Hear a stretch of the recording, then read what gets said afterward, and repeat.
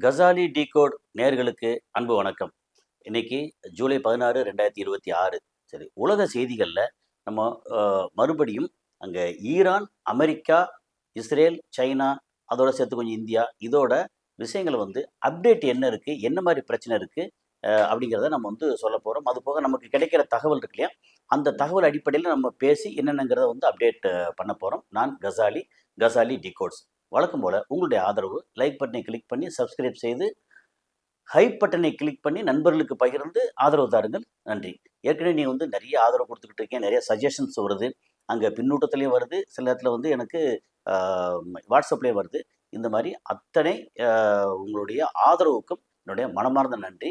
என்னன்னா, நமக்கு அங்க உலக செய்திகள்ல அது முக்கியமா வளைகுடா செய்திகள் ரொம்ப நெறைய பேசுறதுக்கு காரணம், நம்மளுடைய சொந்தங்கள் நெறைய அங்க இருக்காங்க.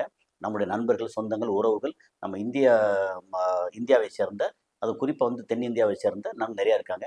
அப்போ அவங்களுக்கு என்ன நடக்குது? என்ன நடக்கணும்? நம்ம என்ன செய்யலாம்? அப்படிங்கிற மாரி, அதுக்கு நடக்கிற விஷயத்த நம்ம சொல்லிட்டோம்னா, அவங்கவங்க முடிவு பண்ணுவாங்க. நம்ம அங்க வேலைக்கு போகலாமா? இன்வெஸ்ட் பண்ணலாமா? அங்க இருக்கிறவங்க வேற ஏதாவது நாட்டுக்கு போகலாமா? என்ன செய்யலாம்ன்ற மாரி நெறைய விஷயங்கள் அவங்க முடிவு பண்ணுவாங்க. அதனால நம்ம எப்பவுமே செய்திய ஒரு சார்பா யாரையும் தூக்கி வச்சு, யாரையும் இறக்கி வச்சு அப்படி பேசுறதே இல்ல. ஒரே ஒரு விஷயம், அமெரிக்கா பண்ற விஷயத்த கொஞ்சம் கிண்டல் தொனியில பேசுவோமே ஒழிய, ஒரு சில நேரத்தில நெதன்யாகு பண்ற விஷயத்துக்கு கொஞ்சம் கோபமான தொனியில பேசுவோமே ஒழிய தொனியில, அதே நேரத்தில ஈரான் பண்றதும் முழுக்க கரெக்ட்ன்னு சொல்ல மாட்டோம். இவங்க பண்றது கரெக்ட்டா சொல்ல மாட்டோம். பிளஸ், மைனஸ் எல்லாத்தையும் சொல்லுவோம். சரி. இப்போ நமக்கு என்னன்னா, இன்னைக்கு என்ன நடந்திருக்கு அப்படின்னு சொல்லியாச்சுன்னா, இங்க ஈரான் கடைசியா ஈரான் ரொம்ப அ இந்த ஜிசிசி கண்ட்ரி அது எல்லாத்தையும் பெருசா அடிச்சிருக்காங்க. இன்க்ளூடிங் அதுக்கப்புறம் ஜோர்டான் இதையும் அடிச்சிருக்காங்க. இப்போ என்னென்ன நடந்துகிட்டு இருக்கு, யார் யார் என்னென்ன விஷயங்கள் பேசிக்கிட்டு இருக்காங்க அப்படிங்கிறது. ஏன்னா, இதுல ரொம்ப முக்கியமா அந்த ஹர்மோஸ் ஜலசந்திட்ட அந்த ஹர்மோஸ் ஜலசந்திய நாங்க தான் பாதுகாக்கணும். இனிமேல் 20% எங்களுக்கு குடுங்கன்னு சொல்லியிருந்தாரு. அதுக்கப்புறம் நைட்டே என்ன சொல்ட்டாரு திடீர்னு, இல்ல, இல்ல 20% வேண்டாம். எங்களுக்கு அ ஜிசிசி கண்ட்ரி எல்லாம் உதாரணத்துக்கு சவுதி, கத்தார், குவைத், யுஏஇ இவங்கெல்லாம் எங்களுக்கு நெறைய இன்வெஸ்ட் பண்றேன்னு சொல்லியிருக்காங்க. ஆனா எங்களுக்கு அது போதும். எங்களுக்கு என்ன, எங்களுடைய படைகள் அங்க இருந்து எல்லாத்தையும் நாங்க பாதுகாக்க போறோம் அப்படின்னு. அத ஏற்கனவே சொல்லியிருந்தோம். ஏன் நீ அங்கேருந்து வட அமெரிக்கான்னு இங்க என்னத்துற நீ பாதுகாக்க போற? நீ புடுங்குறது பூரா தேவையில்லாத ஆணி தான் போ அப்படின்ன மாரி நெறைய விஷயங்கள் நடந்துகிட்டு இருக்கா. அப்புறம் திடீர்னு ம ம தொனிய மாத்திக்கிட்டாரு. ஈரான் அத நக்கல் அடிச்சு, நாங்க கேட்டதே கம்மியா தானப்பா. நீ இது அங்கேருந்து ரொம்ப எக்கச்சக்கமா கேட்கிற. அதாவது எங்க இடத்துல இங்க போற கப்பல் எல்லாத்தைக்கும் அ நீ வழி விடுவியாம். எங்க இடத்துக்குள்ள இருக்கக்கூடிய எங்க ஈரான் கப்பல மட்டும் உள்ள அலோவ் பண்ண மாட்டியாம். நீ யார்றா நீ? அப்படின்னு ரொம்ப கிண்டலா எல்லாம் பேசுனாங்க. அதெல்லாம் நடந்துருச்சு. சரி.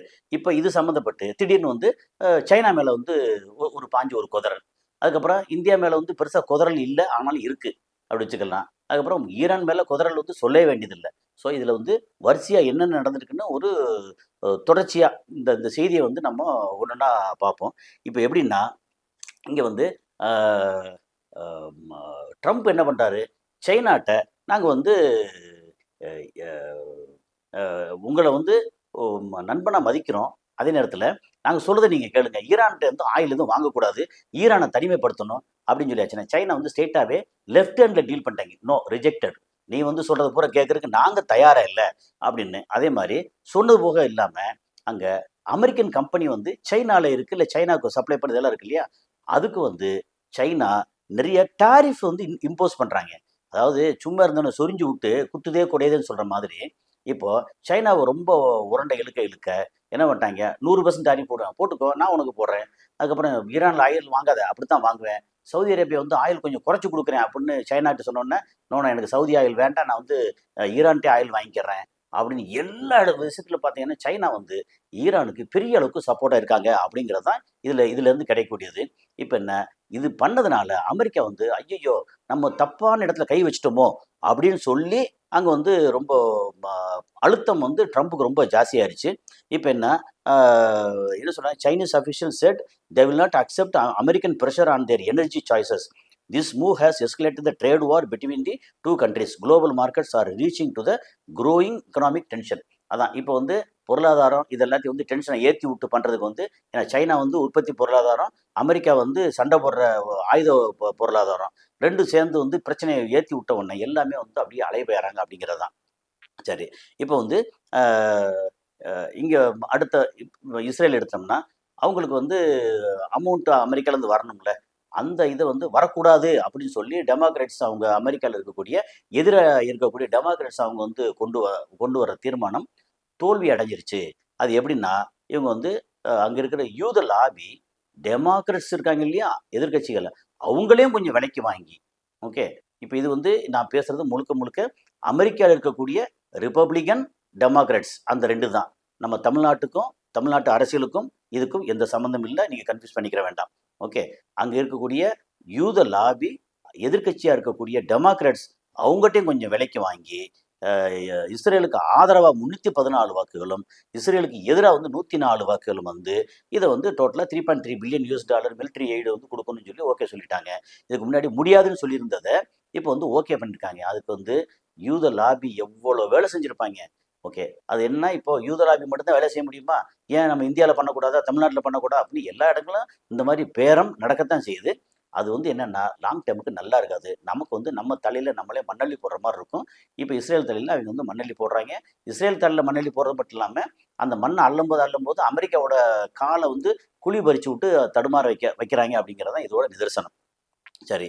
இப்போ வந்து அ இன்னொரு செய்தி வந்திருக்கு அப்படின்னா, எண்ட் ஆஃப் அன் எரா.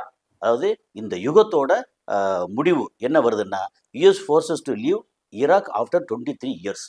ஆ இது வந்து எதுக்காக அங்கேருந்து கிளம்புறாங்கன்னு தெரியல. ஈராக்ல 23 வருஷத்துக்கு முன்னாடி, அதாவது 2003 அந்த ரேஞ்சில பெரிய அளவுக்கு அங்க அ அமெரிக்கன் ஃபோர்ஸ் எல்லாம் கொண்டு வந்து வச்சாங்கல்ல, அத வந்து இப்போ எனக்கு ஈராக் வேண்டாம் அப்படின்னு கிளம்புறாய்ங்க. அதாவது எல்லாத்தையும் உறிஞ்சாச்சு, எல்லாத்தையும் அடிச்சு பிச்சு எல்லாம் ஒரு வழி பண்ணியாச்சு. பண்ணதுக்கு அப்புறம் இப்போ வந்து இல்ல, இல்ல நாங்க வந்து ஈராக் விட்டு நாங்க கிளம்புறோம் அப்படின்னு சொல்லி சொல்றாய்ங்க.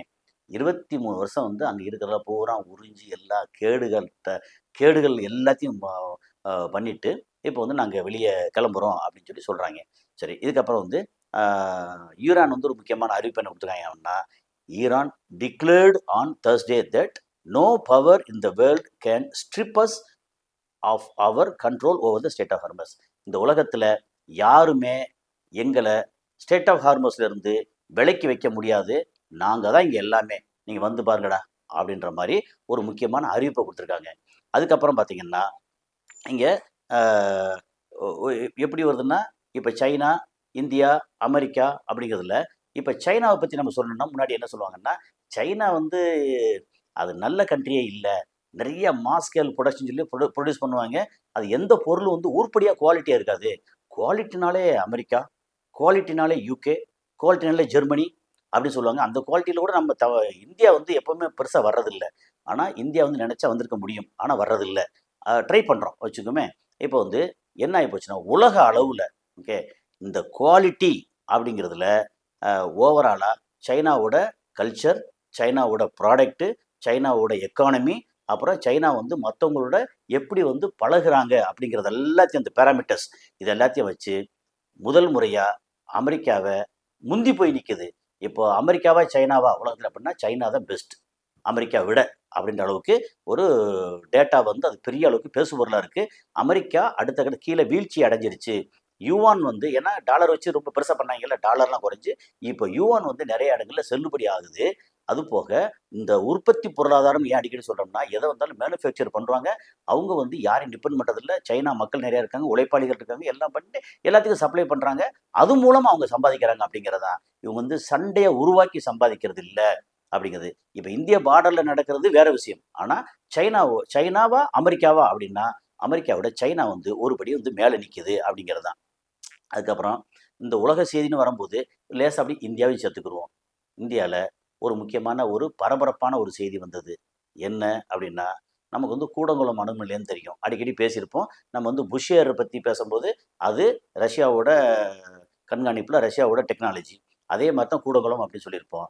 அந்த கூடங்குளத்தோட ப்ளூ பிரிண்ட்னா எது, என்ன, எப்படி, எங்க கட்டுமானம் எப்படி, என்ன மாரி வந்து யுரேனியமா, தோரியமா, இதுவா, அதுவான்னு என்ன இருக்கோ, இது இருக்கு, என்னென்ன பண்றோம் அப்படின்னா டோட்டல் ப்ளூ பிரிண்ட். அது வந்து லீக் ஆயிருச்சாம். அப்போ இது என்னங்க யாரடா நீங்க வந்து இந்திய மக்கள வந்து இந்தியாவ மொத்தத்துக்கு சூறையாடுறதுக்கு முடிவு பண்ணிட்டீங்களா? அப்படிங்கிறது தான். இந்தியாவின் அனைத்து ப்ளூ பிரிண்ட்களை தனியாருக்கு தாரை வார்த்து, இந்திய திருநாட்டின் பாதுகாப்பை விற்று தின்று தின்று கொண்டிருக்கும் ஆளும் பிஜேபி அரசு உடனே அகற்றப்படணும். லீக் ஆன ஆவணத்தில் இருந்தது என்ன அப்படின்னா, என்னன்னு தெரியல, ஏகப்பட்ட விஷயங்கள் வந்து லீக் ஆயிருக்கு. ஏன்னா ஒரு அணு உலை. அப்ப நினைச்சாங்கன்னா அணு உலை மேல ஏதாவது உள்ளுக்குள்ள சின்னதா உள்ளுக்குள்ள வெளியிருந்து குண்டு எதுவும் போட வேண்டாம். உள்ள சின்னதா மாத்தி வச்சாச்சுன்னா, தப்பு நடந்து போச்சுன்னா, அணு உலை வெடிச்சா என்ன ஆகும்? அப்ப லீக் ஆயிருக்கு. இத வந்து லீக் ஆகி யாருக்காக குடுத்தாங்க? அப்ப லீக் ஆக்குனது யாரு? எத்தன 1000 கோடிக்கு லீக் ஆக்குனாங்க? அப்படின்னு விஷயங்கள் இருக்கு இல்லையா? அது வந்து ரொம்ப ரொம்ப இம்பார்ட்டன்ட்டான விஷயம். சரி. இப்ப வந்து ஒருத்தர் என்ன போட்டிருக்காரு வந்து, இந்த மாரி நீங்க வந்து அ 9/11ல ஒரு ரெட்டை கோபுரம் தாக்குனது வந்து நீங்க டெரரிசம் அப்படின்னு சொன்னீங்க. ஓகே. அதுல வந்து மேல தாக்குனது. யாரு தாக்குனா, எங்க தாக்குனா டெரரிசம் தான். அதுல வந்து எந்த விதமான மாற்று கருத்தும் இல்ல. சரி, இப்ப காசால வந்து ஃபுல்லா அடிச்சு போட்டிருக்கே. அப்ப அதுக்கு பேர் என்ன? அப்படின்னு சொல்லி கேட்டிருக்காரு படத்தோட.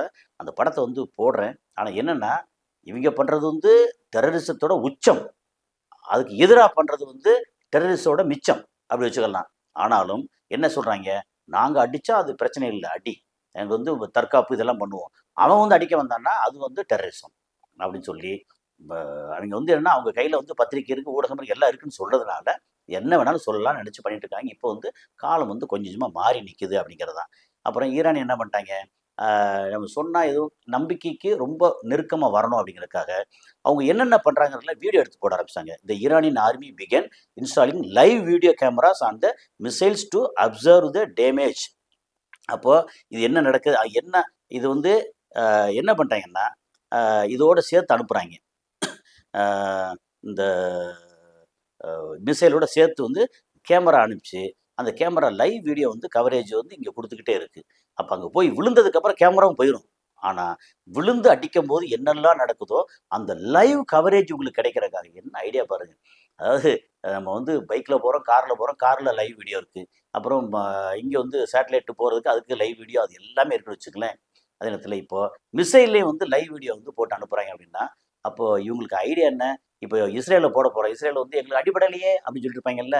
இப்ப இங்க போச்சு, இங்க போய் விழுந்திருக்கு அப்படின்னு கிளியரா வந்து லைவ் வீடியோ கிடைச்சதுன்னா, அதுக்கான செலவு வந்து ஒரு ஒரு கேமராவும், அப்புறம் அது கம்யூனிகேஷன் ஜிபிஎஸ் எல்லாம் வந்து செலவானா பரவால்ல அப்படின்னு எல்லாத்துலயும் வந்து பண்ண ஆரம்பிச்சிருக்காங்க அப்படிங்கிறது ஒரு முக்கியமானது. அதுக்கப்புறம் வந்து ஜேடி வான்ஸ் வந்து எதிர்க்கட்சி, அதாவது துணை அதிபர். அவர் என்ன சொல்றாரு வந்து, அ இவருக்கு வந்து நெதன்யாவுக்கு போர நிறுத்துற ஐடியாவே இல்ல. அத வந்து அவர் திட்டமிட்டு எக்ஸ்டெண்ட் பண்ணிட்டே போறாரு. ஏன்னா, அங்க வந்து அ அக்டோபர் 27 இஸ்ரேல்ல எலக்ஷன் நடக்க போகுது. அத நிறுத்தி இத கன்டின்யூ பண்ணி இவரோட அதிபர் பதவிய கன்டின்யூ பண்ணுங்கிறதுக்காக வந்து போர நிறுத்துற ஐடியாவே இல்ல அப்படின்னு பயங்கரமா குற்றம் சாட்டிருக்கு. அது நம்மளுடைய தமிழ்நாட்டோட மெயின் ஸ்ட்ரீம் மீடியா ஊடகத்திலயும், செய்தி ஊடகத்திலயும் வந்திருக்கு. அதுக்கப்புறம் வந்து அ நம்ம ஈரான் வந்து ஒரு முக்கியமான இது பண்ணியிருக்கு. என்னன்னா, ஒரு கம்பெனி அதிலேருந்து ஒரு 9 பில்லியன் அ டாலர் அத வந்து குற்றஞ்சாட்டி எனக்கு ஷேரா வரணும் அப்படின்னு சொல்லியிருக்காங்க. 9 பில்லியன் கிட்டத்தட்ட 85, 90 லட்சம் அ ஆ 90,000 1,00,000 கோடிக்கு மேல 90,000 கோடி. அதுக்குமே ஒரு ஒரு 1 பில்லியன்னா 10,000 கோடின்னா, இது வந்து 90,000 கோடி. ஓகே. எனக்கு குடுக்கணும் அப்படின்னு.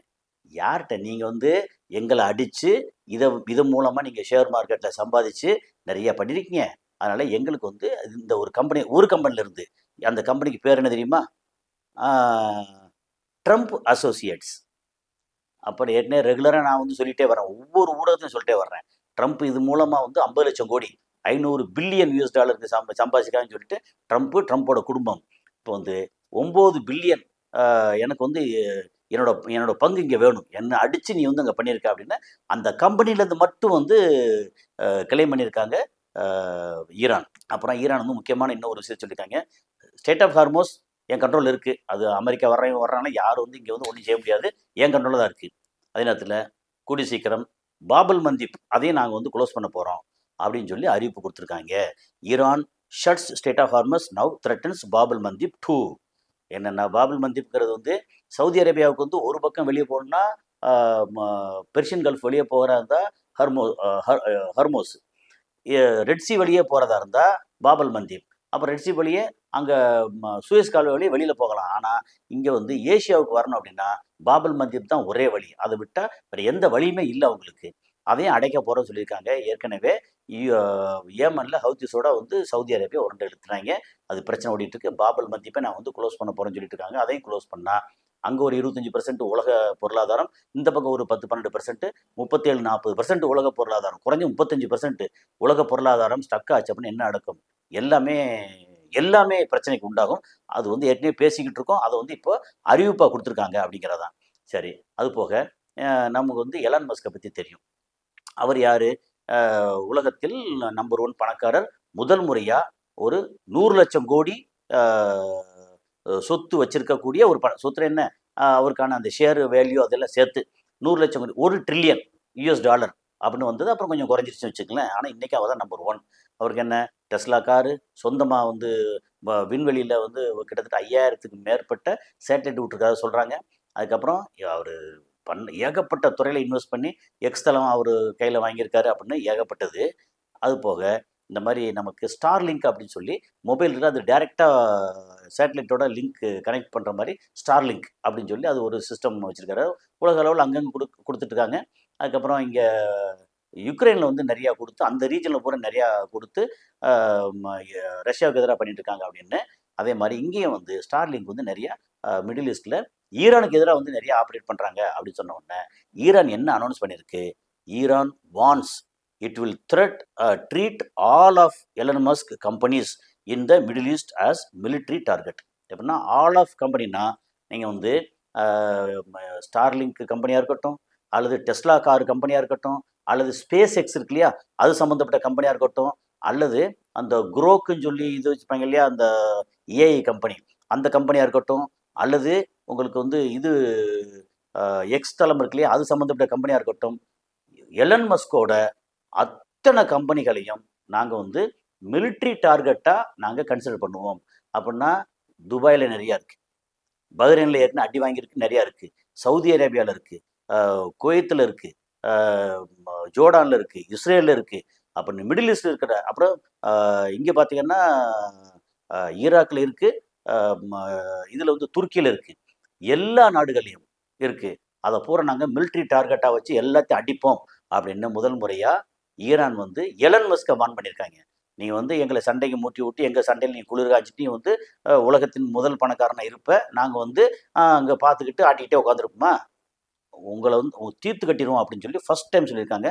அருமையான ஸ்டேட்மெண்ட் இது. ஓகே. அடுத்து ஏற்கனவே சொன்ன மாதிரி, உலகத்தின் முக்கியமான ஸ்ட்ராட்டஜிக் பாயிண்ட் என்ன? இங்க அ இதுலேருந்து மெடிட்டரேனியன் சி, மத்திய தரைக்கடல்லேருந்து உள்ள சூயஸ் கால்வாய் வழியா வந்து, ரெட் சி வழியா வந்து, இந்த பக்கம் வந்து ஏசியன் கண்ட்ரீஸ்க்கு போறது. அது எப்படின்னா, கல்ஃப் ஆஃப் ஏடன். அந்த பக்கம் கல்ஃப் ஆஃப் ஓமான், இது வந்து Gulf of Aden. So Gulf of Aden வழியா வந்து அப்படியே இந்திய பெருங்கடல் அப்படின்னு சொல்லி அங்க போயிரலாம். ஸோ இந்த மாரி இருக்க முக்கியமான ஸ்ட்ராட்டஜி வந்து குளோஸ் பண்ண போறதா ஈரான் வந்து சொல்லியிருக்கு. ரொம்ப முக்கியமான செய்தி. அதுக்கப்புறம் வந்து அ இப்ப என்னன்னா, வெஸ்டர்ன் டிட்டரன்ஸ் அது எல்லாமே இப்போதைக்கு பிரச்சனைய உண்டு பண்ணியிருக்கு. எப்படின்னா, Iran has explicitly shown it does not fear the US or Israel actively increasing their facility with precision strike. நீங்க வந்து யுஎஸ்ஸா இருக்கட்டும், அல்லது இவங்களா இருக்கட்டும், இஸ்ரேலு, அப்புறம் வெஸ்டர்ன் கண்ட்ரீஸா இருக்கட்டும், யாருக்கும் நாங்க பயப்படல. நாங்க எங்களுடைய அடிக்கிற அடி ஃபெசிலிட்டி வந்து இன்கிரீஸ் பண்ணிட்டு தான் இருக்கோம். அப்படின்னு சொல்லி, இப்போ வெஸ்டர்ன் உலகத்துக்கு ரொம்ப முக்கியமா இப்போ ஈரான் வந்து ரொம்ப ஸ்ட்ராங்கா காமிச்சிட்டு இருக்காங்க அப்படின்னு சொல்லி சொல்றாங்க. அது போக வந்து அ இவர் நம்ம நெத்தன்யாகு அமெரிக்காவுக்கு ஒரு விசிட் போறதா இருந்தது. ஏன்னா இடையில பேச்சுவார்த்தை பேசி நான் வந்து அங்க வர்றேன் அப்படின்னா, ஓகே வா வந்து பார்த்துக்குருவோம், பேசிக்கிருவோம் அப்படின்னு சொல்லி எப்போ இந்த இவரோட இறுதி அஞ்சலி ஒரு 1 வாரம் அஞ்சலி டைம் இருந்துச்சுல்ல, அந்த டைம்ல தான் செய்தி வந்தது. இப்போ வந்து நெத்தன்யாகு அத வந்து தள்ளி போட்டிருக்காரு. என்ன காரணம்னா, அந்த லிண்ட்சே கிரஹாம் அப்படின்னு சொல்லி ஒருத்தர் வந்து மனித குலத்துக்கு எதிரி ஒருத்தர் இருந்து செத்து போனார் இல்லையா? அவரோட இறுதிச் சடங்கு வந்து கொஞ்சம் தள்ளி வச்சிருக்காங்க. அதனால ஆக்சுவலா அந்த இறுதிச் சடங்குல போய் அட்டெண்ட் பண்ணிட்டு, அது கலந்துக்கிட்டு, அப்படியே வந்து ட்ரம்பையும் பேசிட்டு, அப்புறம் ட்ரம்ப் காதுல வந்து ஒரு கெட்ட விஷயங்கள்லாம் நெறைய ஓதிட்டு, அப்புறம் அந்த ட்ரம்ப் வந்து அப்படியே தலையாட்டி வந்து இங்க போய் அடிச்சு, அப்புறம் திரும்ப அடிபட்டு அ எல்லாம் வீணா போக, அதுக்கப்புறம் இவரு வந்து திரும்பி வர்ற மாரி பிளானு. அங்க இறுதிச் சடங்க தள்ளி வச்சதுனால, இவரோட விசிட்டும் தள்ளி போயிருக்கு. அப்போ என்ன பிரச்சனைன்னா, உள்ள ஏன் தள்ளி வச்சாங்கன்னு தெரியல. அதுக்கு என்ன வேணா காரணம் இருக்கலாம். அந்த உள்ள காரணம் இன்னும் வந்து நமக்கு கிடைக்கல.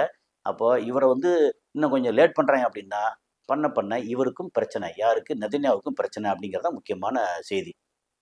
இதுல இன்னொரு இது அப்படின்னா, முக்கியமான பிரேக்கிங் நியூஸ் அப்படின்னா, ஈரான் வந்து சில அமெரிக்க வீரர்கள வந்து புடிச்சு வச்சிருக்காய்ங்க. கைதிகள புடிச்சு வச்சிருக்காய்ங்க. ஓகே. அது வந்து அதெல்லாம் சும்மா சொல்லுவாங்க அப்படின்னு சொல்லிட்டு அசால்ட்டாக இருந்தாங்கல்ல, அந்த கைதிகளோட ஃபோட்டோவை, வீடியோவை ரிலீஸ் பண்ணியிருக்காங்க. ஓகே. இந்த வீடியோ நமக்கு கிடைச்சது வந்து, இது இப்ப எடுத்ததா? முன்னாடி எடுத்ததா? கரண்ட்ல தெரியாது. ஆனா, இப்போ வந்த செய்தியில வந்த ஃபோட்டோஸ் இருக்கு. அத நான் போடுறேன். அத பார்த்துட்டு, சப்போஸ் இது முன்னாடி உள்ளது ஏதாவது ஃபேக்ட் செக் வந்து எனக்கு பண்ண முடியல, பண்ணா சொல்லுங்க. அதுக்கப்புறம் வந்து, நம்ம இதில அப்படியே உலக செய்தியில இந்தியா செய்தியும் ஒண்ணு சேர்த்துக்குருவோம். இப்போ ககன்யான் அப்படின்னு சொல்லி திட்டம் வந்து கேள்விப்பட்டிருப்போம். நம்ம இஸ்ரோ இருக்கு இல்லையா? இந்தியாவோட முக்கியமான ஸ்பேஸ் ரிசர்ச். அதிலிருந்து கடந்த 1 வருஷத்துல ஏகப்பட்ட விஞ்ஞானிகள் வெளியேறியிருக்காங்க. அது நம்ம தமிழ் செய்தி ஊடகத்துல வந்தது தான் நமக்கு வந்து கவலையா இருக்கு. என்ன அப்படின்னா, ஆ ககன்யான் உள்ளிட்ட முக்கிய விண்வெளி திட்டங்களில் பணியாற்றி வந்த 100க்கும் மேற்பட்ட மூத்த விஞ்ஞானிகள் கடந்த ஓராண்டில் இஸ்ரோ அமைப்பிலிருந்து விலகியதால் அதிர்ச்சி. அப்போ ஏன் விலகுறாங்கன்ற காரணம் வேணும்ல. ஒருவேளை இந்தியா வந்து அமெரிக்காவுக்கு ரொம்ப நெருக்கமாவோ, இஸ்ரேலுக்கு நெருக்கமா இருக்கிறனாலயா? அல்லது என்ன, ஏது அவங்களுக்கு வேற ஏதாவது த்ரெட் வந்துருச்சா? நீங்க இதுலருந்து ஒர்க் பண்ணக்கூடாதுன்னு த்ரெட் வந்துச்சா? இல்ல ஏதாவது லஞ்சம், ஊழல் வந்து எக்கச்சக்கமா குடுத்து வந்தாங்களா? இல்ல அவங்களுக்கு வந்து ஒழுங்கான ஒரு என்ன சொல்றது? அ ப சாங்ஷன் பண்ண பணத்த வந்து அவங்க கேட்கிற பணத்த குடுக்காம, அ பட்ஜெட்ட குடுக்காம, சும்மா வெட்டியா வந்து ரொம்ப இது பண்றாங்களா?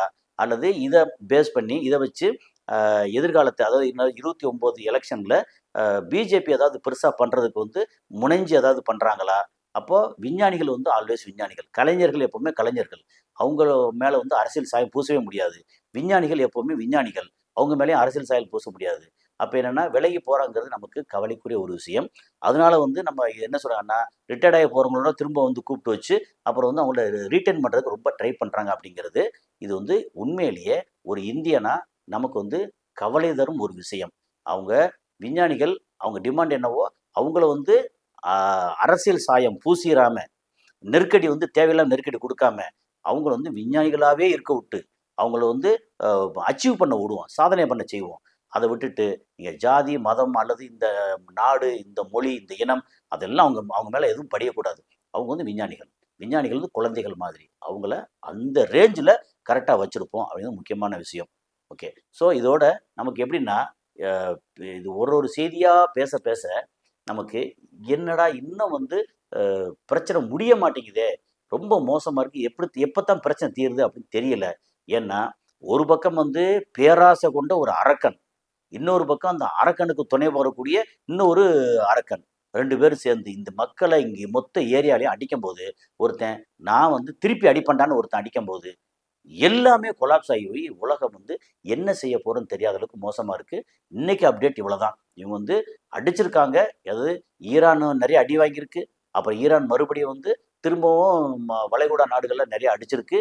அதோட நிக்குது. இதுக்கப்புறம் ஹர்மோஸ் வந்து அந்த இது யாருக்கும் இல்ல குளோஸ் ஆயிருக்கு. எங்களோட பேச்சுவார்த்தை வந்து எங்களோட ஓகே சொன்னா, நாங்க அலோவ் பண்றோம் அப்படின்னு அப்பாஸ் அரஸ்கி வந்து ஒரு பேட்டி குடுத்திருக்கிறாரு. அது வந்து எப்படின்னா, அமெரிக்காவ கோவப்படுத்தும். அமெரிக்கா வந்து பிரயோஜனம் இல்ல அப்படின்னு ஒரு மாரி வந்து குலச நிக்குது. என்ன நடக்குதுன்னு அடுத்தடுத்த காணொளில சந்திப்போம். அடுத்த அப்டேட்ல சந்திப்போம். நன்றி.